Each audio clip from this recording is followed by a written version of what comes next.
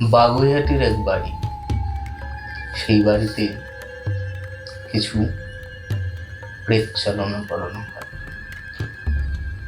এতটাই করানো হয় যে যার উপরে, যার জন্য করানো হয়, তার মুখ দিয়ে রক্ত বেরোচ্ছে। বলছে অনেক রকম কথা। আপনারা যাকে বলেন পাগল, সেই কথা, পাগলের মতো কথা, ব্যবহার পাগলের মতো।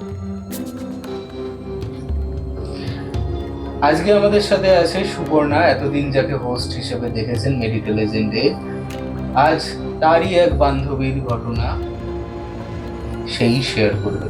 বান্ধবীর অনুপস্থিতিতে সুপর্ণাই শেয়ার করছে। আর হ্যাঁ, এই ঘটনাটা এতটাই মর্মান্তিক, এটা আপনাদেরকে ভেতর থেকে কাঁপিয়ে দেবে। আপনারা যদি আপনাদের এরকম ঘটনা মেডিকেল এজেন্ট গল্প জাংশনে শেয়ার করতে চান, তাহলে মেডিকেল এজেন্ট গল্প জাংশনের অফিসিয়াল হোয়াটসঅ্যাপ নম্বর 8240297371 লিখে পাঠাতে পারেন। তাহলে আর বেশি না দেরি করে আমি এই ঘটনাটা শুরু করছি। Friday suspense.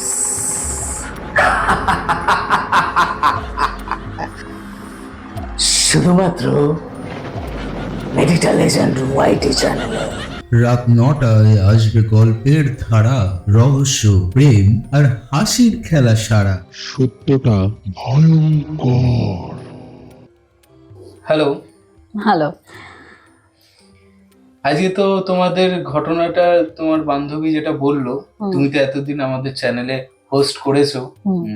তোমার বান্ধবীর আসতে পারছে না কিছু কারণে, তা তুমিই বলে দাও তার হয়ে ঘটনাটা।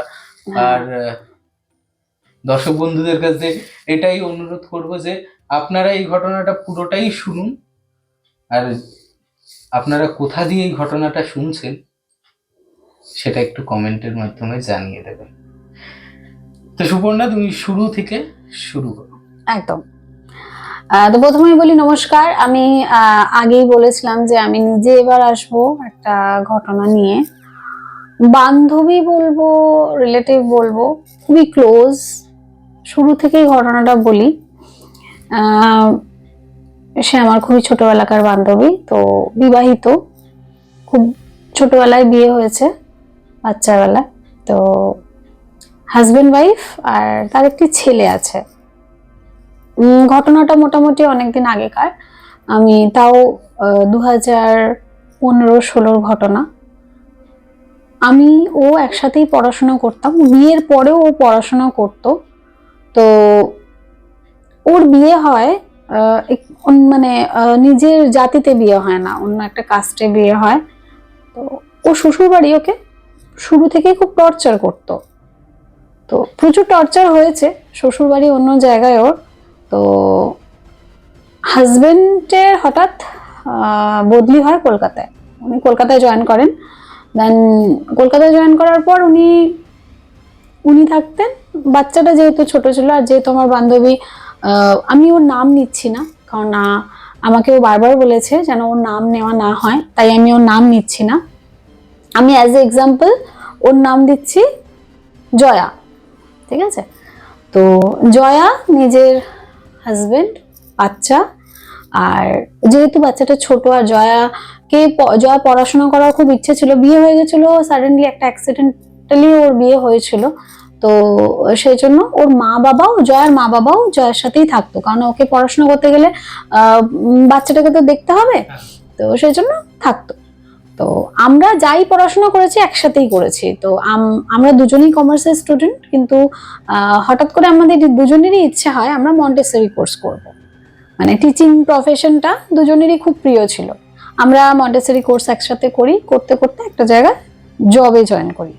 আমি ওর অনেক ঘটনা জানি, ওকে শ্বশুরবাড়ি থেকে প্রচুর টর্চার করা হতো নানা রকম ভাবে, বাট এরকম ভাবে বুঝতে পারিনি যে কাছের মানুষ, মানে যারা আত্মীয় তারা এত বড় ক্ষতি করতে পারে সেটা ভাবতে পারিনি। পরে যখন জানতে পেরেছি অনেক ক্ষতি হয়ে গেছে ওর, যতদিনে আমরা জানতে পেরেছি, কারণ আমাদের বয়সটা তখন অনেকটাই অল্প, যতক্ষণে জানতে পেরেছি ততক্ষণে ওর অনেক ক্ষতি হয়ে গেছে।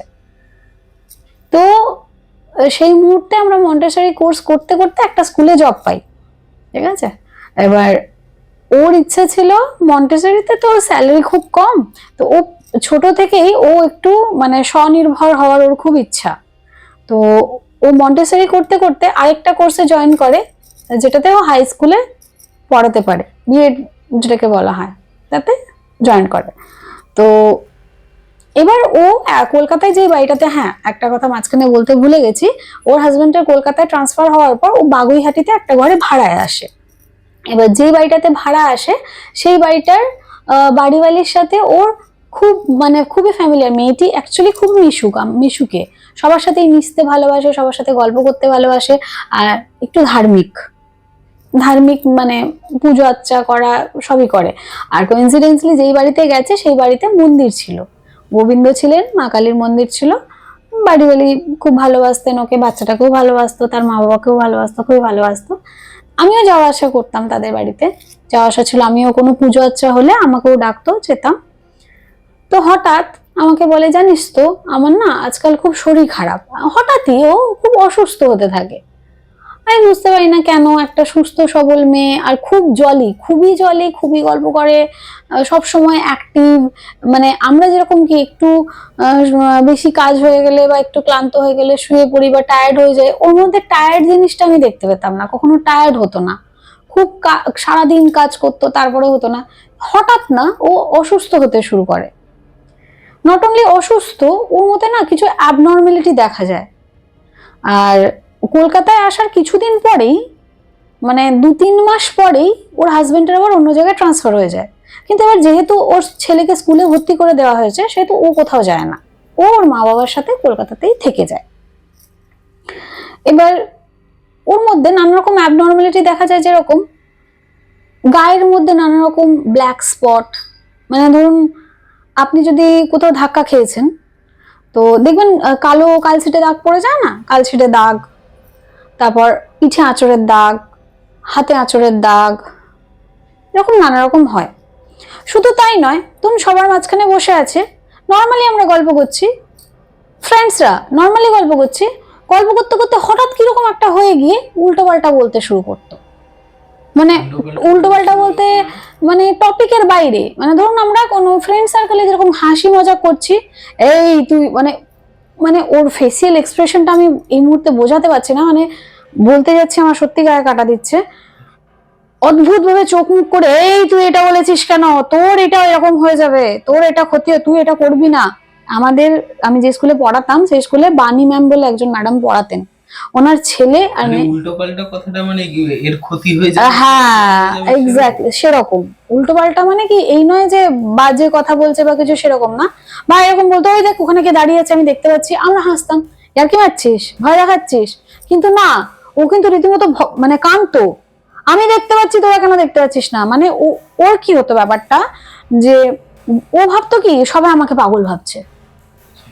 আর সত্যিই তো, একটা মেয়ে, আমরা সবাই মিলে গল্প করছি, অন্য কাউকে দেখতে পাচ্ছে, আমরা দেখতে পাচ্ছি না, ও দেখতে পাচ্ছে, শুনতে পাচ্ছে, ওকে কিছু বলছে, ডাকছে, শুনতে পাচ্ছে। ইভেন এরকমও হয়েছে ও চলেও গেছে, ঠিক আছে। একদিন রাত্রেবেলায় বেরিয়ে গেছিল বাড়ি থেকে, একদিন রাত্রেবেলায় ওর মা বাবা ঘুমাচ্ছে, বেরিয়ে কোথায় গেছে বাড়িতে, ওইটাই বলছিস আমি। ও যেহেতু বললাম ওর হাজবেন্ড বাইরে থাকতো, তো ওরা না একই রুমে শুতো, মা বাবা ছেলে বাচ্চাটা আর ও একসাথেই শুতো। একদিন হঠাৎ রাত্রেবেলা নাকি ও কিছু শুনতে পেয়েছে, শুনতে পেয়ে শটাং উঠেছে, উঠে বাড়ির কোলাপসেবল গেট হয় না, রুমের গেটটা খুলেছে, তখন ওর বাবা বুঝতে পারেনি। এবার রুমের গেটটা খোলার পর বাইরে ওদের একটা পুরনো লোহার আলমারি ছিল, ওটাতে কোনোভাবে ও ধাক্কা খায়, ওই ধাক্কার আওয়াজে ওর বাবার ঘুমটা ভাঙে। তখন মোটামুটি রাত 1:30-1:45, শটাং চোখ খোলা, এই নয় যে ও ঘুমে হাঁটছে, ও গেটের তালা খুলছে, ওর বাবা পেছন থেকে ডেকেই যাচ্ছে, কিরে জয়া, বললাম আমি একটা নাম, তো কিরে জয়া কোথায় যাচ্ছিস, কিরে জয়া কোথায় যাচ্ছিস, না আমি যাবো। কোথায় যাবি, না আমি ওইদিকে যাব। চাবিটা কোথায়? এবার যেই বাড়িটাতে ওরা থাকতো তার সামনে আরেকটা বাড়ি তৈরি হচ্ছিল, ওই ভিত কাটা হয় না, ভিত কেটে গর্ত গর্ত করা, ওখানে যাব, ওই দিকে যাব। বাবা বলছে ওখানে তো গর্ত, তুই পড়ে যাবি, আমি ওখানে যাবই। সে ওকে আটকানো আছে। জানতো যে ওখানে ভিত কাটা আছে, হ্যাঁ হ্যাঁ আচ্ছা অবশ্যই, ও দিনের বেলা তো দেখাই যায়। আচ্ছা। এবার ওর বাবা তখন মাকে ডেকেছে, মা বাবা দুজনে মিলে আটকাতে পারছে না, বাচ্চাটা ঘুমাচ্ছে, বাচ্চাটা খুবই ছোট, বাচ্চাটা ঘুমাচ্ছে, মা বাবা কিছুতেই পাচ্ছে না। এবার ওনারা ব্রাহ্মণ, মানে আমার বান্ধবীরা ব্রাহ্মণ। আমার বাবা বুঝতে পারে, মানে ওই মেয়েটির বাবা বুঝতে পারে যে কোনো সমস্যা হয়েছে। তখন ওর বাবা কি করে, পইতে নিয়ে, দেখবেন পইতে নিয়ে যদি মাথায় গুরুমন্ত্র জাপ করা হয় বা কিছু হয়, একটু নর্মাল হয়ে যায়। ওর বাবা বলে ওর মাকে যে তুমি বাড়ি থেকে গঙ্গা জল নিয়ে এসো, তাড়াতাড়ি গঙ্গা জল নিয়ে এসো, গঙ্গা জল ছেটে আর পইতে নিয়ে গুনাম জপ করে বা কিছু, তাতেও থামে না ও। মানে ওকে দুজনে মিলে ধরে রাখতে পারছে না, মানে এত গায়ের জোর, অথচ মেয়েটা সিঙ্গেল হাড্ডি, মানে কথায় বলে না রোগা, একদম চিমচিমে চেহারা, ধরে রাখতে পারা যাচ্ছে না। লাস্টে মা ওই মাছ কাটার বটি হয় না, মাছ কাটার বটি নিয়ে এসছে, যে আঁশবটি যেটাকে বলা হয়। তারপর মেয়েটা কোনোভাবে শান্ত হয়, ওখানে পড়ে যায়। তারপর ঘুম ওখান থেকে তুলে ওকে ঘুম পাড়ানো, ঘুমিয়ে যায় বা কিছু। তো সকালবেলায় যে বাড়ির মালিক, ওকে ঘটনাটা বলা হয়, বাড়ির মালিক শুনতে পেয়েছে রাত্রেবেলায়, এত চিৎকার চেঁচামেচি হয়েছে, ওরাও চলে এসছে, শুনতে পেয়েছে। এবার উনি তো পূজা অর্চা করতেন, উনিও গঙ্গা জল টঙ্গা জল দিয়েছেন। উনি সকালে বলেন যে দেখো কিছু তো সমস্যা আছে, তোমরা কাউকে দেখাও। এবার আমার বান্ধবী আমাকে এসে বলে, জানিস এরকম এরকম কালকে আমার কিছু একটা হয়েছে, আর আমি দেখতে পাচ্ছি ওর গায়ে পুরো চোট লাগা, মানে ওকে যে ধরা হয়েছে না, ওকে যে চিপে ধরেছে, তো দাগ বসে যায় তো, ফর্সা মেয়ে, সবার হাতে, ওর মায়ের মা বাবা জোরে জোরে ধরে রেখেছে, ওকে বেঁধে রেখেছে, তো ওর হাতে পুরো দাগ বসা। মানে এই দাগটা হচ্ছে কি ওর মা বাবা ধরে, হ্যাঁ হ্যাঁ ধরে রাখতে চেয়েছে, ধরে রাখতে পারেনি, সেটা তার আগে তো ওর বডিতে দাগ থাকেই, তার আগে তো ওর বডিতে দাগ থাকে। ও লজ্জায়, মানে সবসময় মানে মেয়েদের হয় না একটা পিট কাটা ব্লাউজ পরে স্কুলে যাব বা এরকম, ওরকম ড্রেসও কোনোদিন পরতো না, প্রচুর দাগ, বডিতে দাগ, হাতে দাগ, যেখানে সেখানে পুড়ে যেত, ঠিক আছে, হঠাৎ হঠাৎ করে পুড়ে যেত, রান্না করতে করতে ভুলে যেত। তো একটা সময় বলা হয় যে ওর মানসিক সমস্যা হয়েছে, কিছু একটা মানসিক প্রবলেম হয়েছে। কিন্তু যে বাড়ির মালিক ছিলেন, উনি বলেছিলেন না, ওর কোনো মানসিক সমস্যা নয়, আপনারা ভুল করছেন, আপনারা ভালো ডাক্তার দেখান বা অন্য কিছু দেখান। সেরকম ভাবে কিছু দেখানো হয়নি। একদিনের অদ্ভুত ঘটনা বলি, তো যাদের বাড়িতে উনি থাকতেন, মানে জয়া যাদের বাড়িতে থাকতো, ওদের বাড়িতে তো গোবিন্দ ছিল, তো ওদের বাৎসরিক পুজো হয় না, বাৎসরিক, যাদের বাড়িতে গোবিন্দ থাকে তাদের বাড়িতে বাৎসরিক পুজো হয়, ওই ভিক্ষা চায় সবার কাছে গিয়ে মালসা দেয়, সেই পুজোটা হয়। তো সেই বাৎসরিক পুজোতে আমরাও নিমন্ত্রিত ছিলাম, ঠিক আছে। এবার মেয়েটির শ্বশুর শাশুড়িকেও ডাকা হয়, দু তিন দিন আগে থেকে মেয়েটির শ্বশুর শাশুড়ি আসে, আর কেউ নেই, মেয়েটির শ্বশুর শাশুড়ি আছে। এবার ওর মা বাবা ছিল, কিন্তু যখনই মেয়েটির শ্বশুর শাশুড়ি আসতো না, ওর মা বাবাকে খুব বাজেভাবে অপমান করতো বলে ওর মা বাবা গ্রামের বাড়ি চলে যেত। বাৎসরিক পুজো বলে সেই দিনটা ছিল, পরের দিন চলে গেছে। এবার বাৎসরিক পুজো হয়ে যাওয়ার পর, বাৎসরিক পুজো যেদিন হলো, যে পুরোহিত ছিলেন সেই পুরোহিত, এবার মানে পুজোটা তো হচ্ছে দোতলায়, আর মেয়েটি থাকতো, জয়া থাকতো নিচের তলায়। এবার নিচের তলায় ওর বাড়ির সামনে দিয়ে, মানে ওর ঘরের ভেতর দিয়েই যেতে হবে বাইরে, ঠিক আছে, মানে গলি আলাদা ঘর না, ঘর আলাদা, মানে যখন কমন প্লেস ছিল একটা, সেটা দিয়ে যাবে, মানে গলি দিয়ে যাবে, জানলা দিয়ে দেখতে যাবে। ঠিক ওর জানলার সামনে এসে পুরোহিতটা বললেন, দুদিনের মধ্যে এই বাড়িতে বিশাল বড় একটা অ্যাক্সিডেন্ট হতে চলেছে। ওর জানলার সামনেই বলে গেছে, ঠিক আছে। তো ওই মেয়েটা যে ভাড়া থাকতো তার, হ্যাঁ তার জানলার সামনে, শুনেনি, হ্যাঁ সেই মেয়েটা দাঁড়িয়ে, তার শ্বশুর শাশুড়ি দাঁড়িয়ে, সবাই দাঁড়িয়ে, সে আমাকে গিয়ে, সে প্রত্যেকটা কথাই, মানে আমরা খুব ক্লোজ যেহেতু, আমাকে প্রত্যেকটা কথাই বলতো। তো আমাকে বললো, জানিস কালকে এরকম পুরোহিত মশাই এসেছিল আমাদের ফ্ল্যাট, আমাদের গেটের সামনে, জানলার সামনে, এরকম বলে গেল যে আমাদের এই বাড়িটাতে নাকি কিছু একটা অ্যাক্সিডেন্ট হবে। তাই তো আমি তখন বললাম, সাবধানে যাওয়া আসা করিস, চাপ নিস না, তুই তো এমনি অসুস্থ এখন, সাবধানে বল। আরেকটা কথা, মেয়েটার না প্রায় হঠাৎ হঠাৎ, কোনো কারণ নেই, মুখ দিয়ে রক্ত উঠতো, শুয়ে আছে, ঘুমাচ্ছে ঘুমাচ্ছে, মুখ দিয়ে রক্ত, বিছানা ভিজে গেছে, নাক দিয়ে রক্ত, বিছানা ভিজে গেছে, এরকম। এবার আমি বললাম না যে ও একটা কোর্সে ভর্তি হয়েছিল মন্টেসরি করার পর, না মন্টেসরি তো আমরা স্কুলে পড়াতাম, তারপরেও ও আরেকটা কোর্সে ভর্তি হয়েছিল। তো আমাদের স্কুল থাকতো 2টো অবধি, 8টা থেকে 2টোর সময় ছুটি হয়ে গেলে আমরা যে যার বাড়ি। এবার যেহেতু আমি বললাম না যে ওর শ্বশুর শাশুড়ি এলে ওর মা বাবা চলে যায়, ওর মা বাবা বাড়ি চলে গেছিল, বাচ্চাটাকে নিয়ে গেছিল, কিছু একটা মেলা ছিল ওখানে, তো বাচ্চাটাকে নিয়েছিল, ও ছিল পুরো একা। তার সেই দিনকে সকালে স্কুল আসার সময় ও বলছে যে বাড়িওয়ালি নাকি প্রচুর গালাগালি করেছে, কাকে করেছে জানে না। ও যখন বেরিয়ে দেখছে তখন বাড়িওয়ালি বলছে কে আমার বাড়িতে এসব ভুলভাল কাজ করে গেছে। ওদের যে বাড়ির পুরো প্যাসেজটা, ওই প্যাসেজে নাকি 7টা না 9টা পেরেক পুঁতে গেছে কেউ, অথচ পুরো সিমেন্টিং, কিন্তু মাটিতে পেরেক, মানে সিমেন্ট ইয়ে করে পুঁতেছে, সিমেন্টটাকে খুঁড়ে, হ্যাঁ সিমেন্টটাকে খুঁড়ে পুঁতেছে। বাড়িওয়ালি যখন ওইটা তুলতে যাচ্ছে তার নাকি পুরো হাত ফাত জ্বলে যাচ্ছে, ওটা তুলতে পারছে না, হাত জ্বলে যাচ্ছে, হ্যাঁ মানে মনে হচ্ছে না হাত জ্বালা করছে, মানে লঙ্কা বাটার মতো জ্বালা করছে। এবার সেই কথায় বাড়িওয়ালি চিৎকার করে ফাটিয়ে দিয়েছে, গালাগালি করে, এই করে কে করেছে আমি জানি, এই করি, মানে সন্দেহটা করেছে জয়া শ্বশুর শাশুড়ির উপর, কারণ আর বাইরে থেকে কেউ আসেনি, উনি এসেছিলেন। আর উনি লক্ষ্য করেছেন যে জয়া শ্বশুর কিছু একটা করছিল সন্ধ্যাবেলায়, উনি সেটা তখন খেয়াল করেননি, আর জয়া অত বাচ্চাটাকে নিয়ে ব্যস্ত থাকতো, অত কোনোদিনই খেয়াল করেনি। হয়েছে সেদিনকে, এবার বাড়িতে কেউ নেই, মেয়েটা স্বাভাবিক নর্মাল, তার 2-3 দিন আগেও যে বলছিলাম না নাক দিয়ে রক্ত ওঠা বা কিছু, তোকে ডক্টর দেখানো হয়েছিল, তোকে ওষুধ দেওয়া, যেহেতু ওর হাজবেন্ড বাইরে থাকতো, তো ওই পুজোর জন্য হাজবেন্ড এসেছিল আর কি, মানে নিমন্ত্রিত ছিল বলে এসেছিল। আর ওর হাজবেন্ডের মেন অফিস যেটা, মানে রিজনাল অফিস যেটা বলে না, সেটা কলকাতায়, তো কলকাতা রিজনাল অফিসে সেদিন গেছে, বাড়িতে কেউ নেই, ও একা, ওর হাজবেন্ড আসবে। ও স্কুল করেছে নর্মালি, আমাদের সাথে স্কুল করেছে, হাসি ঠাট্টা করেছে।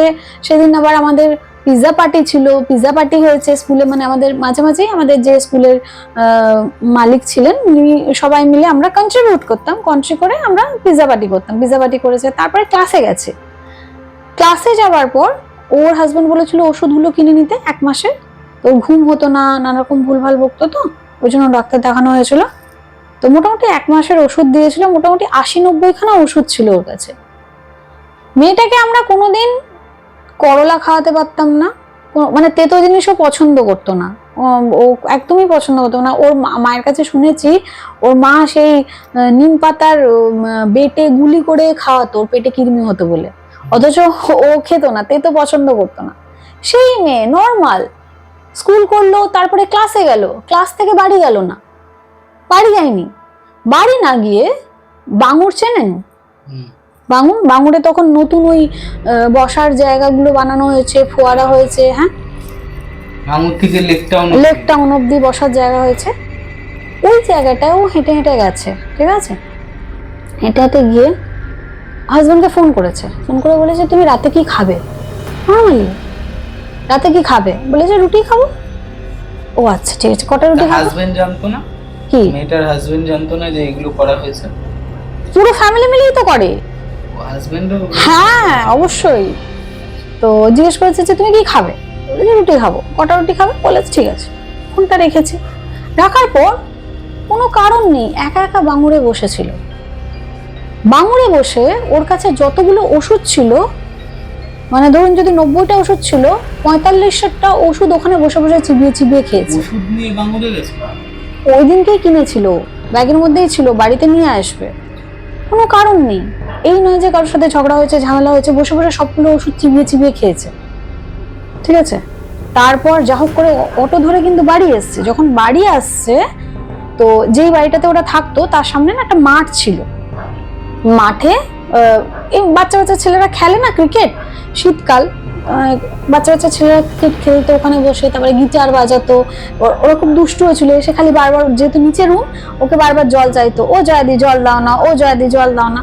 এবার ও যখন ঢুকছে না, খুব ভালোবাসতো ওকে সবাই, যেহেতু খুব মিশুকে খুব ভালোবাসতো, ও যখন ঢুকছে না, ওর হাঁটা দেখে ওদের কিছু একটা মনে হয়েছে, মানে একটা মানুষ যদি 40-50টা ওষুধ, যে কোনো ওষুধই হোক, খেয়ে নিক, তার মধ্যে কিছু তো রিয়াকশন হবে। তো ওর হাঁটা দেখে ওরা বুঝতে পেরেছে কিছু একটা হয়েছে। একটা মেয়ে, একটা জোয়ান মেয়ে আসছে, হঠাৎ করে কিছু জিজ্ঞেস তো করা যায় না, কিছু জিজ্ঞেস করেনি। ও ঘরে এসেছে, শাড়ি টাড়ি পরে না খুব একটা, ও ঘরে এসে শাড়ি পরেছে, মাথা ভর্তি সিঁদুর দিয়েছে, ঠিক আছে, মাথা ভর্তি সিঁদুর দিয়েছে, শাড়ি পরেছে, শাখা পলা পরতো না, শাখা পলা পরেছে, চুড়ি টুড়ি পরেছে, আলতা পরেছে, সব পরার পর বাকি যা ওষুধ ছিল সেগুলোও খেয়ে নিয়েছে। খেয়ে দে ভয়ানক ভাবে। কি রোগ ছিল যে 45টার উপরে ওষুধ? ওর হাজবেন্ড যেহেতু বাইরে থাকে, সেহেতু একেবারে 3 মাসের ওষুধ কিনে দিয়েছিল, বলেছিল নার্ভের প্রবলেম আছে। বাকি সব কটা ওষুধ খেয়ে নিয়েছে, খেয়ে পড়েছিল, ঠিক আছে, মানে বিছানায় এমন ভাবে শুয়েছিল যেন ঘুমাচ্ছে, ঠিক আছে।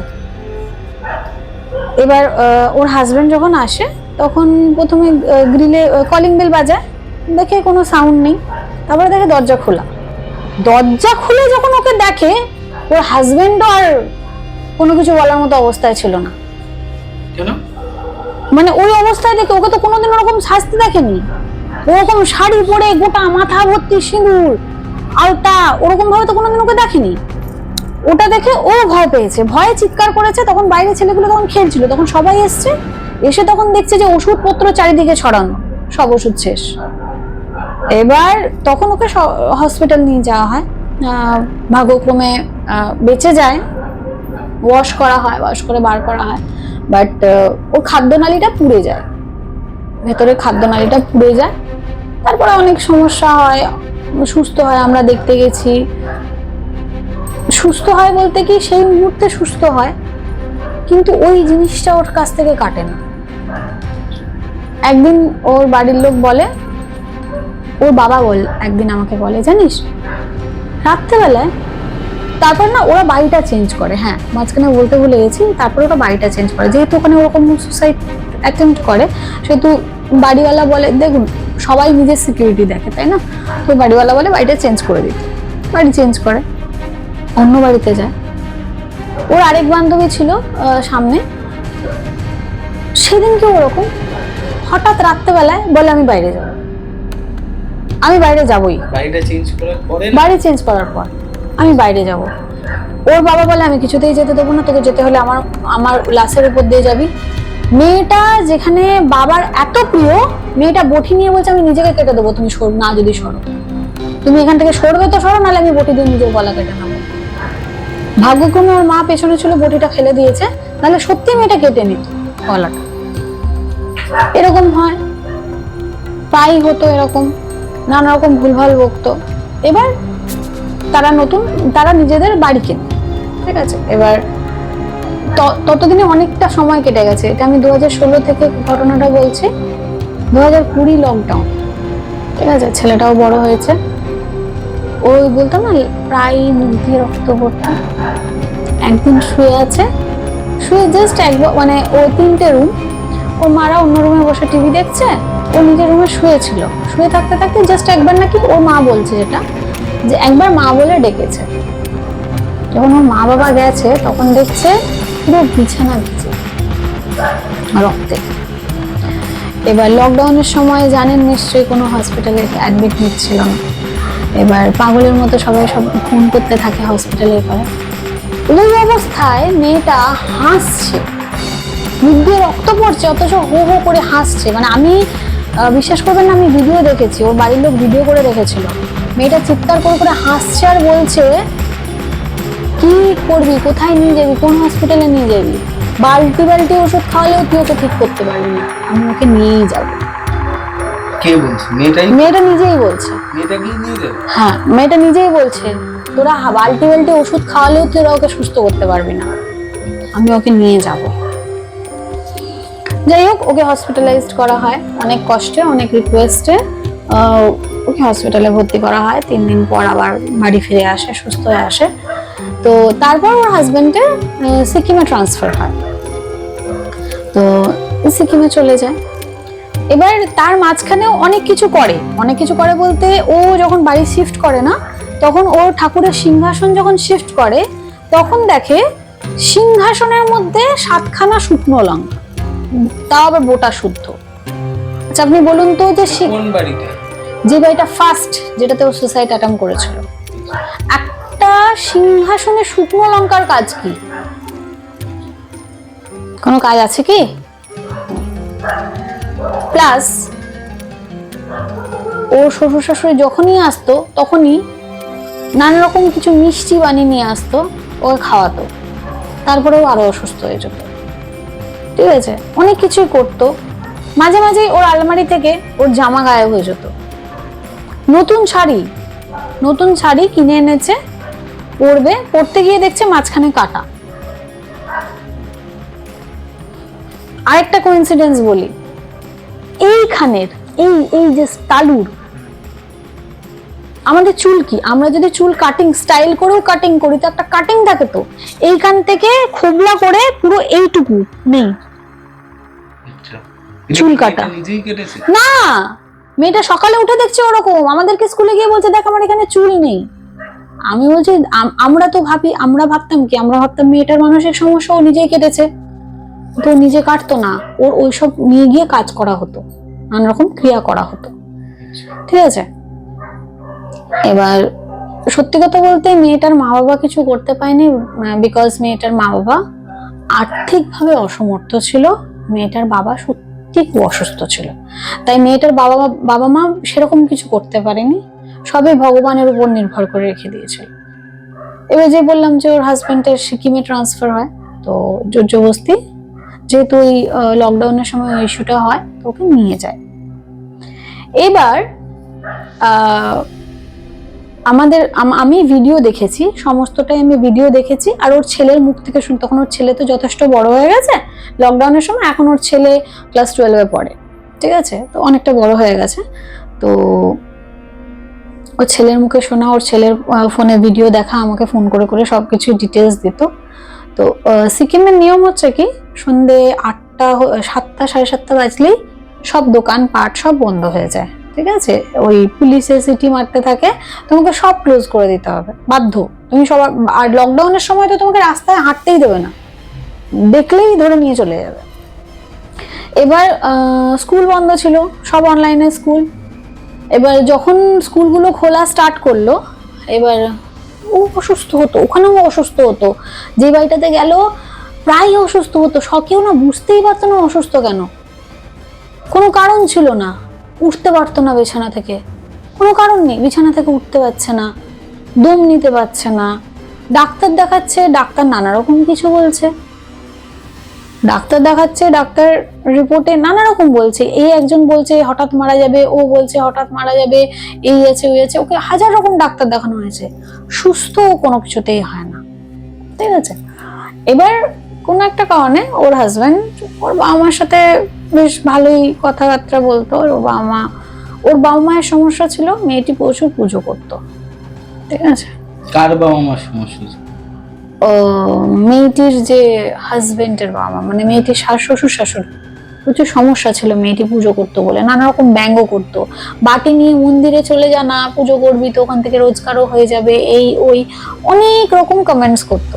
কিন্তু মেয়েটা কোনোদিন পুজো আচ্ছা ছাড়েনি, হয়তো আজ এখনো বেঁচে আছে মেয়েটা ওই কারণেই, হয়তো সেই বিশ্বাসটা আছে বলে। যাই হোক, তো একদিন কি হয়, স্কুল খুলবে, তো তার 2 দিন আগে মেয়েটার হাজবেন্ড ওকে এসে বলে যে তোমার যে এত অসুস্থতা, আমাদের অফিসে একজন আছেন মুসলিম, উনি বলেছেন একজনকে তোমাকে দেখাতে, যে কোনো একটা সমস্যা আছে।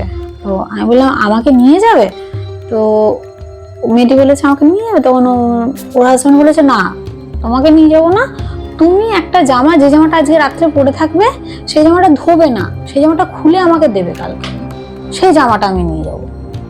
তো সত্যি কথা বলতে মেয়েটির মধ্যে 7 পাঁচ ছিল না, মেয়েটি বোকার মতো জামাটা দিয়েও দিয়েছে। দিয়ে দেওয়ার পর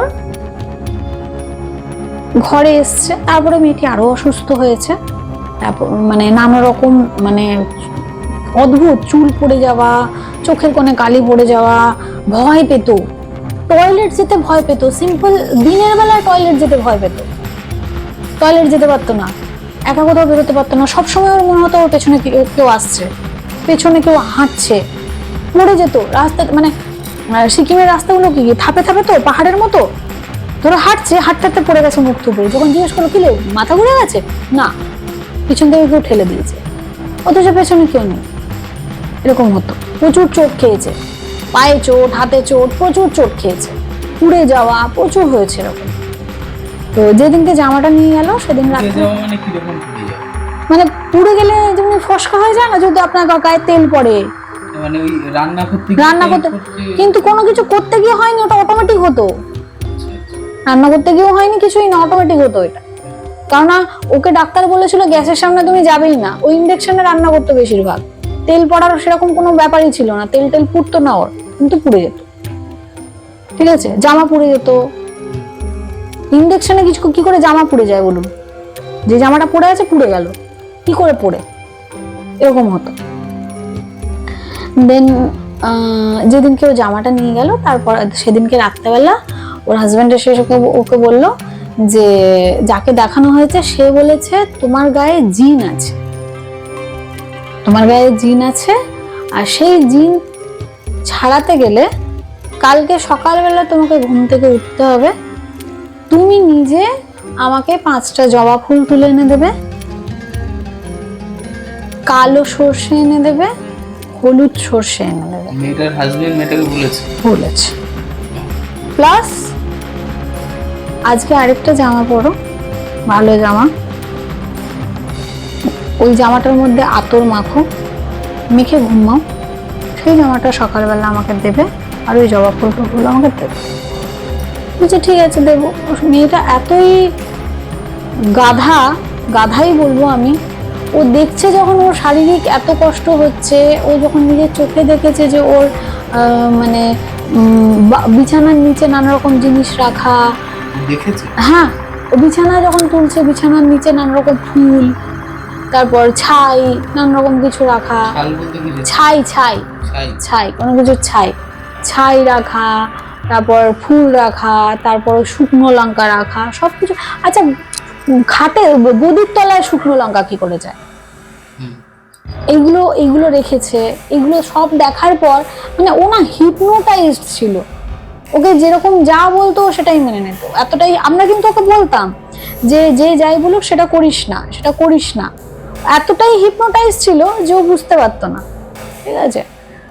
তো ওকে বলেছে, ও সকাল ভোরবেলা উঠে 5টা জবা ফুল তুলে এনেছে, নিচে গেছে, পাহাড় থেকে নিচে গিয়ে দোকান খুলেছে, সেই দোকান থেকে দু রকমের সর্ষে এনে ওর হাজবেন্ডকে দিয়েছে, ঠিক আছে। তারপরের দিন ওর ছেলের স্কুল খুলবে, এবার ওর হাজবেন্ডকে যাওয়ার সময় বলেছে ছেলের তো স্কুল খুলবে, ড্রেস তো সবই আছে, শুধু জুতোটা নেই, তো 7:30টার মধ্যে তো দোকান বন্ধ হয়ে যায়, আপনি 7:30টার আগে আসবেন, তাহলে জুতোটা আনতে যাবো। বলছে ঠিক আছে, আমি 7:30 কেন, তার অনেক আগেই আসবো। অ্যাকচুয়ালি সেদিনকে ওর হাজবেন্ডের প্ল্যানই ছিল যে অফিস যাবে না, ওই যে জিনিসগুলো নিয়ে যাচ্ছে সেদিনকে ওই ক্রিয়াটা করতে যাবে, ঠিক আছে। এগুলো তান্ত্রিকের, হ্যাঁ, আর সেটা মুসলিম, মানে কোনো আমাদের হিন্দু ধর্মের তান্ত্রিক না, মুসলিম তান্ত্রিক গেছে, কিছু একটা করিয়েছে, ঠিক মানে যতক্ষণ হয়েছে জিনিসটা করিয়েছে তখনও কিন্তু মেয়েটার আরেকটা ছিল কি, ওখানে না মানে ওদের অফিস কালিগদের একটা গ্রুপ ছিল মেয়েদের, ওরা সবাই নিজেদের বাচ্চাদেরকে নিয়ে সন্ধ্যাবেলায় খেলতে যেত নিচে। তো সেদিনকে মেয়েটা ও যেত, নর্মালি গেছে, গল্প করতে করতে ওখানে পড়ে গেছে, মানে গল্প করতে করতে চুপ, আর মুখে কোনো আওয়াজ নেই, সেন্সলেসও নয়, চোখ খোলা, চোখগুলো বড় বড়, অথচ কোনো আওয়াজ নেই মুখে, ঠিক আছে। মানে কি একটা বলে না বোবাতে পাওয়া বা সামথিং কিছু এরকম, মানে চোখ খোলা আছে অথচ কোনো আওয়াজ নেই। ওকে অনেক জল টল দিয়ে অনেক নর্মাল করে সবাই বাড়িতে পৌঁছায়, হলো সন্ধ্যা 7টা বাজে। ওর হাজবেন্ড বাড়িতে ঢুকেছে, জিনিসটা নিয়ে ঢুকেছে, ওই জামা কাপড় ফুল টুল সব নিয়ে ঢুকেছে। হাজবেন্ড যে ঘরে পা রেখেছে, আমি বলছি আমার শরীর খারাপ করছে, ওর হাজবেন্ড যেই ঘরে পাটা রেখেছে ওর অটোমেটিক কিছু একটা হতে শুরু করেছে তখন, তাও ও সেটাকে ইগনোর করেছে। প্রচুর মহাদেবের ভক্ত, গোবিন্দর ভক্ত, তো মহাদের নাম করে আগে বলেছে চলো আগে জুতোটা নিয়ে আসি। যখন ঘর থেকে বেরিয়েছে তখন আবার নর্মাল। আবার যেই ঘরে ঢুকেছে না 5-10 মিনিট পর অনেক ইয়ে করছে, সিকিম, তাও আবার ডিসেম্বর জানুয়ারি মাস, প্রচুর ঠান্ডা, তদ্দর করে ঘামছে মেয়েটা। ঘামতে ঘামতে তারপরে ওরা কিছু মনে নেই, ও খালি একটা কথা বলেছে, ও জানে, ওর মনে ছিল যে যেটা এনে রেখেছো টিভির পাশে সেটা ফেলে দিয়ে এসো। ওকে দেখিয়ে রাখা হয়েছিল কি না, সেটাই তো অবাক ঘটনা। মানে ওইটা কি ক্রিয়ার জিনিসটা? হ্যাঁ, ওর জামা কাপড়ের মধ্যে ওটা করা ছিল। তো বলেছে যেটা এনে রেখেছিস, আবার ওর ল্যাঙ্গুয়েজও চেঞ্জ হয়ে গেছে, আপনি টাপনি নয় তখন, যেটা এনে রেখেছিস টিভির পেছনে ওটা ফেলে দিয়ে আয়, এরকম ভাবে বলেছে। কেয়ার করেনি ওর হাজবেন্ড। তারপরে শুরু হয় ওর তাণ্ডব। তারপর ও মাটিতে শুয়ে পড়ে, শুয়ে থাকতে থাকতে অদ্ভুত, মানে ওর বডি, ওর ছেলে পুরোটা ভিডিও করে আমাকে পাঠিয়েছিল, ঠিক আছে? ও পুরো বেঁকতে বেঁকতে, ধনুকের মতো বেঁকতে বেঁকতে, মানে এরকম দেওয়ালের মধ্যে এরকম ভাবে উল্টে মাথাটাকে নিচু করে দেওয়ালের মধ্যে পা দিয়ে এরকম উঠতে থাকে, ঠিক আছে? মাথাটা তার নিচু, দেওয়ালের মধ্যে পা দিয়ে উঠতে থাকে আর বিভৎস চিৎকার করতে থাকে, তুই জিনিসটা এখান থেকে ফেলবি কি ফেলবি না। আর মেয়েটা যতটাই রোগা, ওর হাজবেন্ড ততটাই মানে বিশাল মোটা আর বিশাল লম্বা চওড়া, ঠিক আছে? মানে যথেষ্ট। ওর হাজবেন্ড ওকে ধরে রাখতে পারে না, আর এত জোরে যখন চিৎকার করছে তখন এবার ওর হাজবেন্ডের ভয়টা লেগেছে। তখন ও কি করেছে, ওর অফিসের মধ্যে পা দিয়ে উঠে গেল, মানে হাঁটছে না, মানে মাথাটা নিচে, দেওয়ালের উপর পা দিয়ে এরকম, হ্যাঁ এরকম করে উল্টো দিক করে, হ্যাঁ হ্যাঁ, মানে মাথা নিচু, পুরো এরকম মাথা নিচু, পুরো পা উপরে করে কি যে করছে, মানে আমরা নর্মাল মানুষ ওরকম করতে পারবো না, ঠিক আছে? আর চিৎকার ওকে ধরে রাখা যাচ্ছে। লাস্টে ওর হাজবেন্ড ভয় পেয়ে অফিসে সবাইকে ডেকেছে। অফিসে সব, আর মানে সিকিম এমন একটা জায়গা, সত্যি খুব হেল্পফুল জায়গা। ওখানে না শুধু কাউকে ডাকতে হয় না, সবাই এমনি চলে আসে, কোনো প্রবলেম হলে, কারো প্রবলেম হলে সবাই চলে এসছে। এবার 5-6 জন মিলে ওকে ধরে রাখতে পারেনি, ওকে লাস্টে বেঁধে রাখা হয়েছিল, বেঁধে দিয়েছিল খাটের দুপাশে, মানে রড আয়রন খাটগুলো হয় না, খাটের দুপাশে এরকম ভাবে বেঁধে দেওয়া ছিল। ওর হাতে যত চুড়ি টুড়ি সব হাতে, ওর কাঁচের চুড়ি সব হাতে ভেঙে গেছে, ওকে ধরতে গিয়ে হাত পা দুটো বেঁধে রাখা হয়েছিল। খালি চিৎকার করে গেছে আর একটা কথা বলে গেছে, তুই ওটা ফেলবি না তোকে শেষ করে দেবো, তুই ওটা ফেলবি না তোকে শেষ করে দেবো। তুই কি ভাবছিস তুই ওর ক্ষতি করতে চাইছিস? তুই জানিস আমি কে? আমি ওর কাছে আছি বলে কিন্তু তুই বেঁচে যাচ্ছিস, তুই ওটা ফেল এক্ষুনি, নাহলে কিন্তু আমি মেয়েটাকে শেষ করে দেবো, নাহলে তোকে শেষ করে দেবো। এবার যতজন ওখানে ছিল সবাই ভয় পেয়ে গেছে। এবার ওখানকার কিছু দেখবেন সিকিমের অনেকেই, বেশিরভাগ 90% মানুষ খ্রিস্টান, ঠিক আছে? তো ওখানকার কিছু মানুষ এসে তখন বলে আপনারা শান্ত হন, আমরা বাইবেল পড়ছি। মানে এই ঘটনাটা, মানে আমাকে যে ভিডিওটা পাঠিয়েছিল মোটামুটি 2.5-3 ঘন্টার ভিডিও, 2.5-3 ঘন্টা ওরকম চলেছে। মেয়েটা চিৎকার করেছে। মেয়েটা যখন বলেছে তখন আশেপাশের মানুষরা একবার খুঁজে দেখেনি যে ইয়ে টিভির পাশে কিছু রাখা আছে? হ্যাঁ, তো সেটাকে দেখে লাস্টে বাধ্য হয়ে ফেলতে হয়েছে। তো কেউ ধরতেই তো চাইছে না ওটা, সবাই তো বুঝে গেছে যে ওখানে কিছু একটা করা হয়েছে, ওটা কেউ ধরতেই চাইছে না। লাস্টে ওর হাজবেন্ডের যে জুনিয়র ছিল সে বাধ্য হয়ে ওটা তিস্তা নদীতে ফেলে দিয়ে এসছে। তাও ওই যে ফেলতে গেছে না, ওর উপরও টর্চার হয়েছে, ওকেও পিছন থেকে ডাকা হয়েছে, ধাক্কা মেরে ফেলা হয়েছে, ওরও চোট লেগেছে, ঠিক আছে? এবার তার উপর আবার কি, তার উপর মেয়েটা একজনকে, মানে ওই যে বললাম না খ্রিস্টান যারা এসেছিলেন তারা বলছেন তাদের একজন পাদ্রী আছেন যিনি সাউথ ইন্ডিয়ান, ঠিক আছে? তো মেয়েটা যেহেতু সাউথ ইন্ডিয়ান, পাদ্রী মানে যারা ওই মুসলিমদের মৌলবি থাকে, আমাদের পুরোহিতদের থাকে, ওদের ফাদার থাকে না, ফাদার। তো বলছে ফাদারের সাথে কথা বলাও, ফাদার ফোনেতে কিছু মন্ত্র বলবে, ও শান্ত হবে। ফাদার ওখান থেকে একটা কথা বলছে, এখান থেকে 4টে কথা বলছে, ফাদারকে চুপ করিয়ে দিচ্ছে, ফাদারকে কিছু বলতেই দিচ্ছে না। মেয়েটি এত চিৎকার করছে, আর ওর হাজবেন্ডকে একটাই কথা বলছে, তুই ওটা যদি না ফেলিস তোকে তো মারবোই, তোর গোটা গোষ্ঠীকে মারবো, তুই যদি ওটাকে না ফেলিস, তুই বিনা দোষে মেয়েটার ক্ষতি করছিস। তুই যদি ওটা না ফেলিস তোকেও শেষ করে দেবো। যাই হোক, ওটাকে ফেলে তো তাও ঠান্ডা হচ্ছিল না। তো সারা রাত ওইখানের যে মহিলারা ওখানে বসে 4-5 মিলে একসাথে বাইবেল পড়েছে। বাইবেল পড়ে মাথায় বাইবেল ঠেকিয়ে করার পর মেয়েটা শান্ত হয়েছে। মেয়েটা যখন শান্ত হয়েছে, মেয়েটা চোখের দুই পাশে, বাঁ চোখে ডান চোখে দুই পাশে রক্ত জমে গেছিল। মানে মেয়েটা নিজে ভয় পেত, ওর গায়ে হাতে এত যন্ত্রণা, ও হাত নাড়াতে পারছে না, টয়লেটে বসতে পারছে না, কারণ ওকে তো বেঁধে রাখা হয়েছিল। আর যখন বেঁধে রাখা হয়েছিল তখন ও এরকম ভাবে মানে হাতটা জাস্ট ছিঁড়তে পারছে না, এরকম ভাবে কাতলা মাছের মতো লাফাচ্ছে। তো ওর তো পুরো বডিতে ব্যথা, ও নড়তে পারছে না। তো ওই যে মহিলাগুলো বাইবেল পড়ছিল তখন ওকে সেক দেয়, অনেক কিছু করে, ঘুমায়। তারপর মেয়েটা প্রচুর ডিপ্রেশনে চলে গেছিল যে ওকে দেখে সবাই ভয় পেত। ওই যে কলিগরা এসেছিল, যে কলিগরা ওই দৃশ্যটা দেখেছিল, তারপর ওই কলিগরা না ওই কলিগের বউগুলোর সাথে কথা বলতো না। ও বাচ্চাগুলো সামনে এলে বাচ্চাগুলোকে সরিয়ে দিত। মেয়েটার তো কোনো দোষ ছিল না, মেয়েটা কি করবে, মেয়েটার সাথে করা হয়েছে, তো সরিয়ে দিত, এরকম ভাবে সরিয়ে দিত, ভয় পেত। মেয়েটা ডিপ্রেশনে চলে গেছিল, প্রচুর ডিপ্রেশনে চলে যায়, ওখানে থাকতে চায় না, কিছু চায় না। তারপরে আবার ওর মা বাবা আসে, ওর মেয়েটার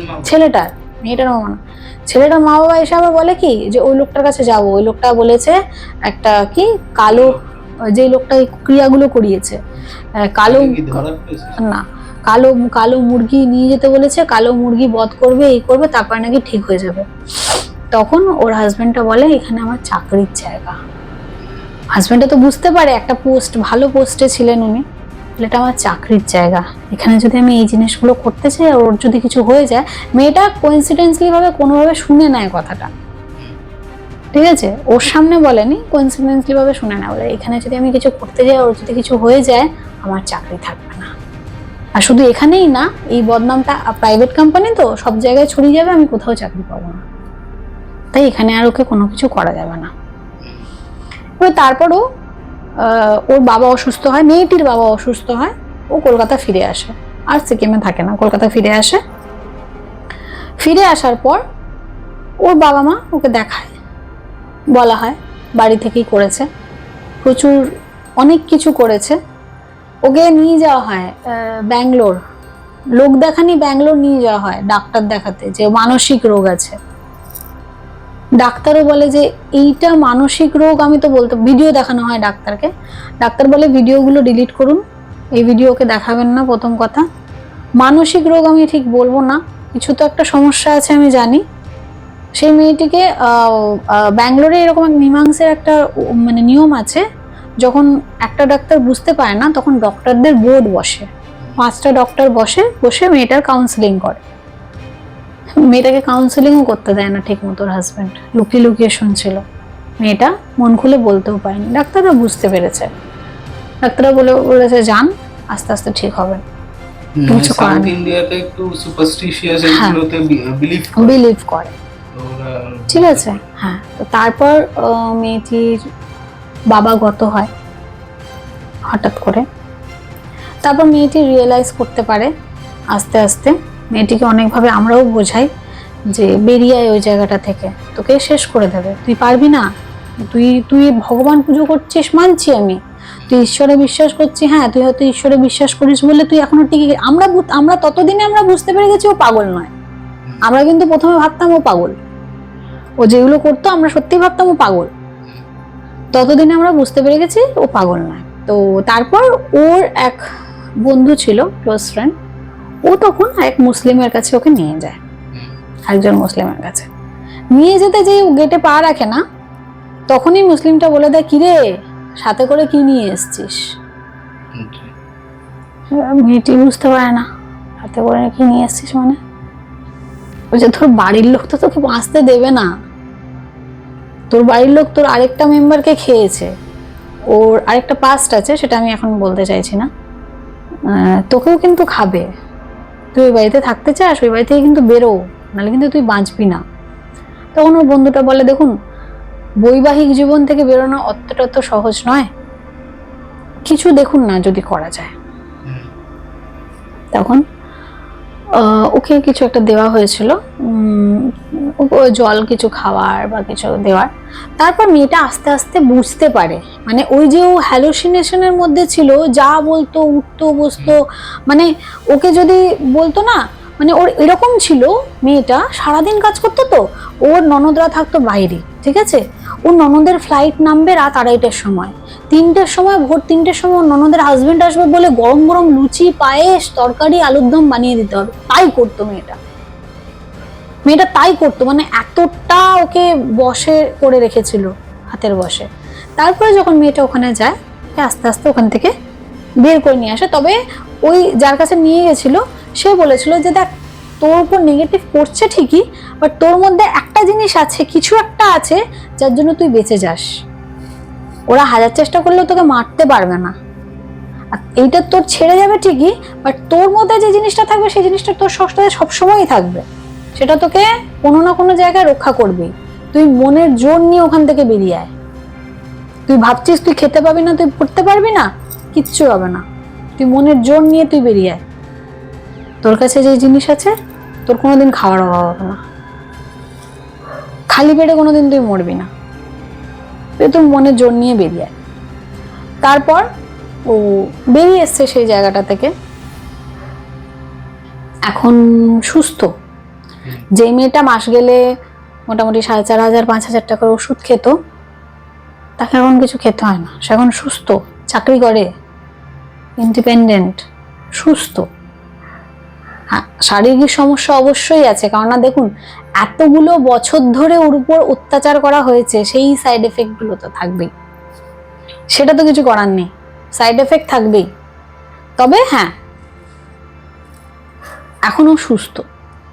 তো এই ব্ল্যাক ম্যাজিক, সত্যি কথা বলতে এই ব্ল্যাক ম্যাজিক গুলো না বাড়ির লোকই বেশি করে।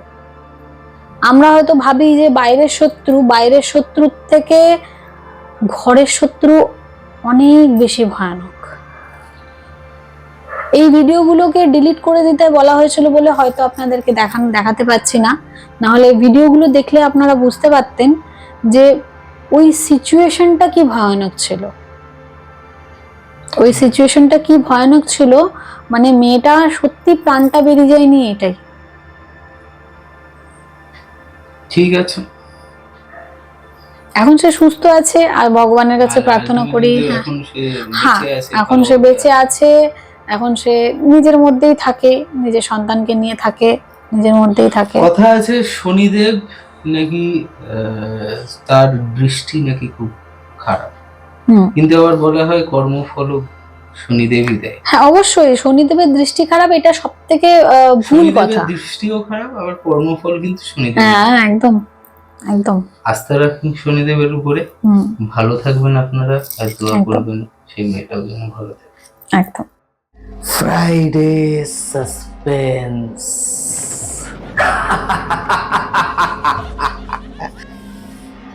শুধুমাত্র মেডিটা লেজেন্ড ওয়াইটি চ্যানেলে।